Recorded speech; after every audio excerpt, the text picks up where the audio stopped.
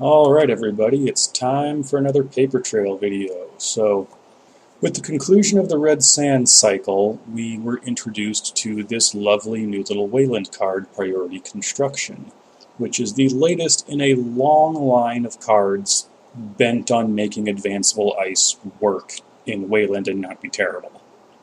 Which honestly, I'm glad it's a thing that they're finally, or that they keep doing, that they really kept with that and didn't just drop it. And as of recently, I think they're finally getting it down. They're finally pulling it off and making advanceable ice actually playable and good. But with all of these different attempts, there's a lot of different pieces lying around. There's numerous different advanceable ice that are advanced different ways. There are numerous cards that help you advance that ice, and it's pretty much known that if you're going to run advanceable ice, you almost certainly need a way to help advance them, much more often than not. But we've got a lot of different things lying around here. So what this video is for is to be kind of a guide in what type of advanceable ice works best with which advancement boosting cards, and can help you figure out how you want to build your deck and build your strategy rather than just tossing everything that says advancement on it into one deck.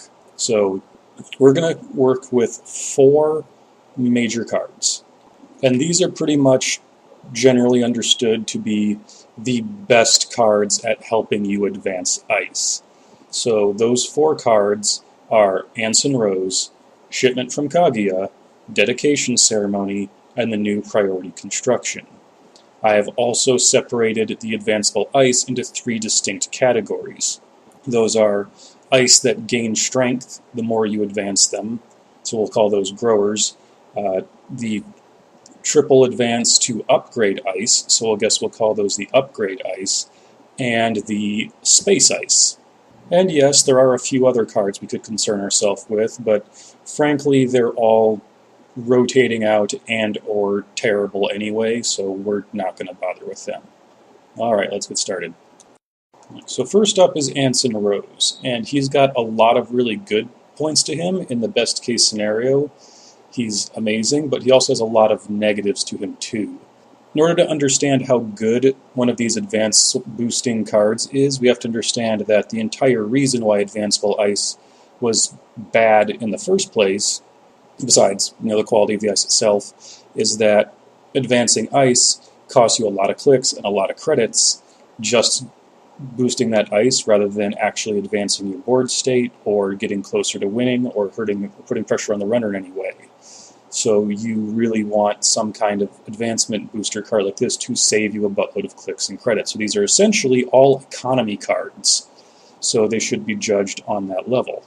Now Anson Rose is 1 to res and 4 to trash, and he takes you a click to install. He works very well with the grower ice and the upgrade ice, but definitely the best with the grower ice because the bajillion counters that he can theoretically get will always be important to those ice that constantly have their strength raised. The upgrade ice that only need 3 counters and then they're activated, having more than 3 doesn't do anything for them. So it's definitely still good to have that, but he works best with the grower ice. Now, the benefits to Anson Rose is that he's not financially beneficial for the runner to trash, at least on his face. It's 1 for you to res, and it's 4 for them to trash him. He has by far the best economy if he's left out to build up counters and you actually get to use him. He basically saves you a click and a credit every single turn, and then you get to cash in on them once he actually goes off. The bad parts of Anson Rose is that you have to put 3 of them in the deck unquestionably because you need to see him as early as possible. He needs a lot of time to build up in order to get his value, and which of course means he needs to be protected during that whole time. Granted, if you've got a good grower ice in front of him, he's fairly decent at protecting himself with just 1 piece of ice, but the biggest weakness with him is the timing. So not only does he need a lot of time to build up, but he only works at the moment you res the ice. So he needs a lot of time to build up that the runner is not really pressuring you. So, which is a hard thing to get. especially when you're just sitting there, not trying to protect that. We're trying to protect that one little guy off to the side rather than your centrals and stuff. So, while he does have the biggest benefit in the best situation, you're probably only going to get like a big payoff with him, like once or twice, before he gets blown up, or just the game doesn't go on long enough to get more use than that out of him, or all the other ice just gets rezzed before it's worth having him on there. So he's a very high variance card, and yeah, he does theoretically have the best output, but he's also the least reliable of the bunch. After that is Dedication Ceremony, which is 1 credit and 1 click to play. It advances something 3 times, which means it saves you a net total of 2 clicks and 2 credits. It works best with the upgrade ice and the grower ice, but definitely more with the upgrade ice, because as I said before, those 3 advancements are all you need. And a lot of the upgrade ice, you want them upgraded for a specific purpose. So like with Whoredom, it's totally fine on its own, but you want it upgraded 3 times so that it can stop AIs. Mouseless, the reason you upgrade Mouseless is usually to make it able to end the run. And then after that, you're set. And while the timing issue is definitely easier than with Anson Rose, because you can use it on the ice any time after it's been rezzed, that's still a restriction because you can't use it on a card while it's face down. Now, granted, that's not a huge deal when you're running the ice for this, because say you res a ice wall early and you just drop this on it to make it a little harder to get through, or you res that Mouseless early just to keep people off centrals before they have their decoder down, and then, oh, now I need it to end the run, I'll just pop it on there now. So it is a timing restriction, but it's not nearly as bad of a one as Anson has. But overall, this is a pretty solid card. Now, after that, we get to the new hotness, and that is priority construction. So this is 1 credit and 2 clicks to play, and it installs and advances an ice 3 times in a remote server and ignores the install cost, which is super important. So at bare minimum, this saves you 2 credits and 2 clicks of economy, but it also saves you whatever the install cost is, which could easily be 3 or 4 credits.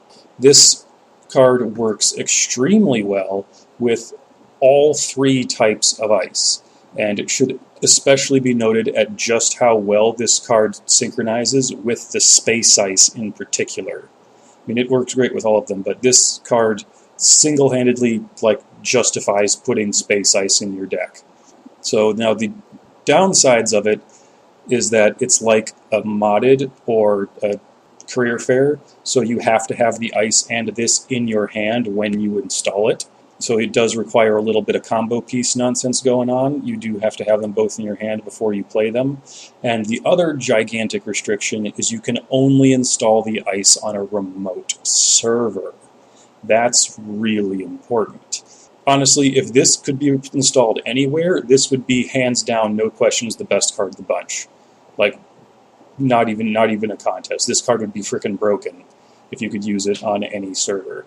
But it's actually best that it's only on remotes, because if you have, this does allow you to use the space ice to make a ridiculously beefy scoring remote for a stupidly low amount of money.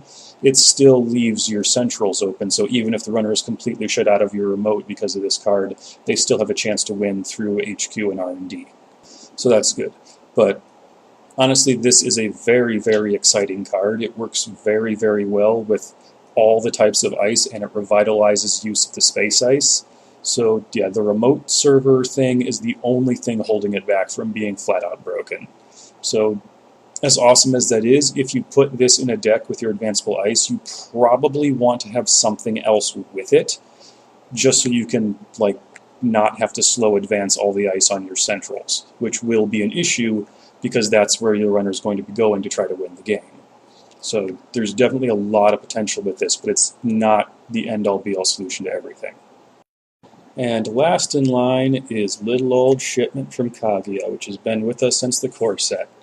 Yeah, you guys might have forgotten about this one, didn't you?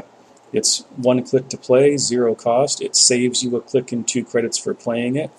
And it works with all 3 types of ice, but to the weakest effect compared to the other cards. And that's really the trade-off, is that it's the most reliable, it's the most flexible. It has no timing restriction whatsoever compared to the other cards, which is important. For Anson Rose, it's when they're rezzed. For Dedication Ceremony, it's after they're rezzed. For Pretty Construction, it's when you install it. Shipman from Kavya works anytime, anywhere, and it works on all 3 ice. It's the most reliable and the most widespread effectiveness of the 4 cards, but it's also, like I said, the weakest effect because it's 2 counters on 2, so it's 1 counter each on 2 different things. The vast majority of players are not going to go for Shipment from Kavya, but it should be noted that it is good in the niche deck of Builder of Nations, and that it is the best card for getting use out of mass commercialization, which is obviously a card that Builder of Nations really wants to play. So in that particular niche deck, then Shipment from Kavya is definitely worth considering, even if it's alongside some of these other options, because it's just one of the best ways to advance both of those things that the card wants to do, of spreading the advancement counters thin over your field, whereas the other ones are all about dumping a buttload of counters onto one thing. So don't count it out. It at least has one place to call home. So there you have it. There's the rundown of the different advanced booster cards and the ice they work best with. And that should give you a little bit of insight into how you want to build your Wayland deck, or maybe your Tenon deck, just to think about how you want to pair those things together. So, like, if you're running a Builder of Nations deck, you want to have Shipment from Kavya. If you're running the Space Ice, you pretty much have to run Priority Construction. And I'm sure there's some room to wiggle things around and mix and match these a little bit, but that should help you give a little more insight into how to build your advanceable ice deck, rather than just, slapping everything together that advances things, because that's just going to be a mess. So anyway, hopefully I helped you out a bit and helped out your deck building, and thank you and good night. I'll see you next time.